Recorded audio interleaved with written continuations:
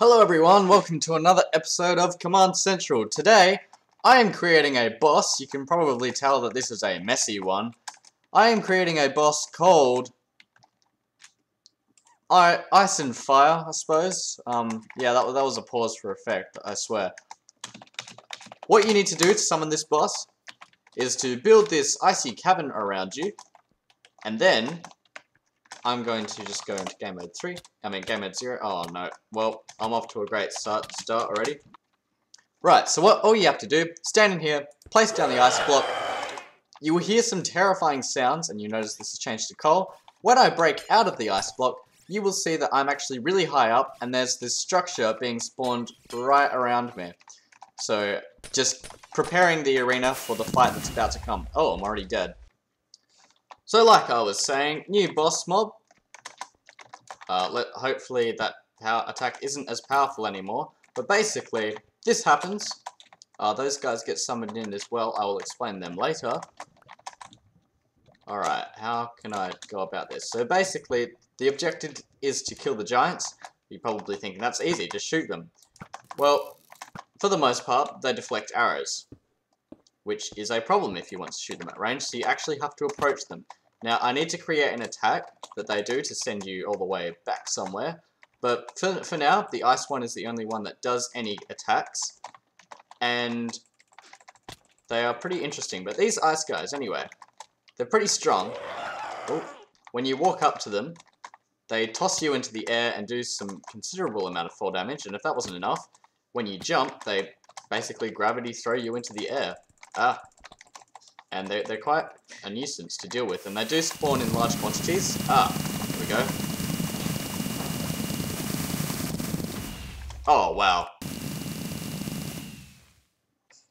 9th time lucky, I suppose. Let's try this again. And... oh, here it comes. And it does blow up. Good. So there should be another one coming my way. Awesome. Oops. So if that hits me, then it just summons a creeper. So that is all I've got so far right now, unfortunately. Yeah, this is how the mobs will be spread out when you actually fight them. But I am intending for this to be a lot more intense, more brutal, more destructive force of nature to be reckoned with, because I want this to be an absolutely amazing boss fight. So once I kill these guys, then they'll stop doing their relative attacks. Now, if you have any suggestions for these guys, please leave a comment. I really love comments. I love reading them all the time, and they do give me lots of good ideas, and they do help out a lot. So your comment can be my comment. Thank you very much. Alright, so let's get on with the command blocks. Now, I've organized this into nice, neat sections so you can see what's going on. Ain't that nice? So, testing for the structure. Detect command. Yep, very long detect command. Well, not really that long. I'm just looking for the key points. You can actually half finish the structure, but I'm not going to tell you how half finished it can be. But what it does is that it sets the player's score to 300, and if that's true, then it will start getting removed.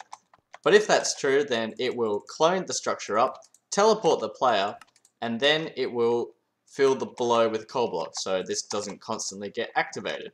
Next up, creating the fire tower, exactly the same as creating the ice tower, but I'll just do the fire tower for demonstration purposes. It will fill the large structure with nether bricks, so that's just a fill command, nothing special about that.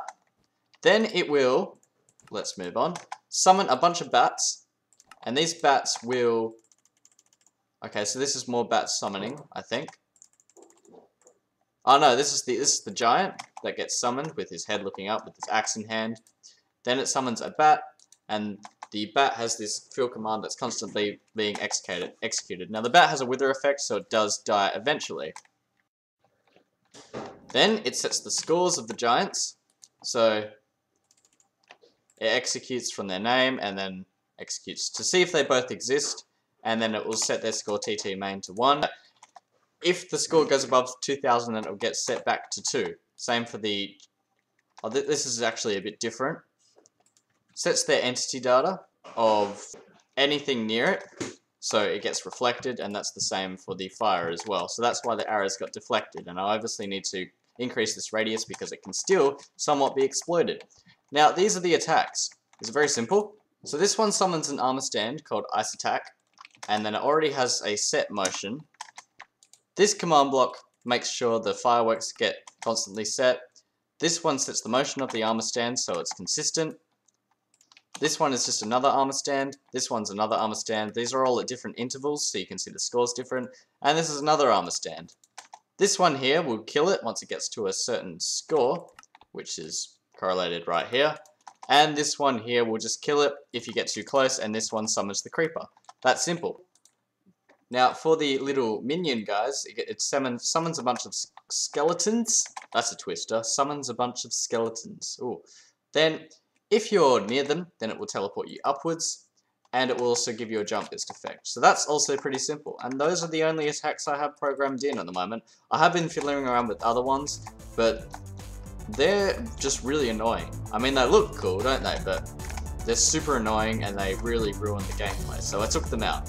Oh, I didn't cover all this fun stuff. Basically, mobs screaming, fireworks sparks, flames, particles, and more screaming. Thanks very much for watching. Please leave a comment down below of where I should take this. The other creatures are coming. I will be doing the appropriate things, and I will be putting out episodes for those. But for now, thanks for watching. Have a great day.